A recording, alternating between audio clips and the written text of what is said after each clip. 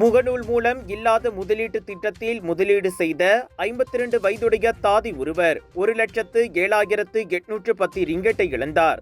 சம்பந்தப்பட்ட பெண் iQOO option என்ற பெயரில் சமூக ஊடகத்தில் வெளியான முதலீட்டு விளம்பரத்தால் ஈர்க்கப்பட்டதால் இந்த மோசடிக்கு உள்ளானார். அப்பெண் வாட்ஸ்அப் மூலம் சந்தேக நபரை தொடர்பு கொண்டதாகவும் 350 ரிங்கேட்டை முதலீடு செய்த பிறகு 12,000 ரிங்கேட் லாபகரமான வருமானம் கிடைக்கும் என்று உறுதியளிக்கப்பட்டதாக பஹாங் போலீஸ் தலைவர் டத்தோஸ்ரீ யஹ்யா ஒத்மான் தெரிவித்தார். இருப்பினும் முதலீடு செய்யப்பட்ட பிறகு எந்த லாபமும் கிடைக்கவில்லை என்பதோடு சந்தேக நபர் அந்த தாதியிடம் கூடுதல் பணத்தை செலுத்தும்படி கோரியுள்ளார்.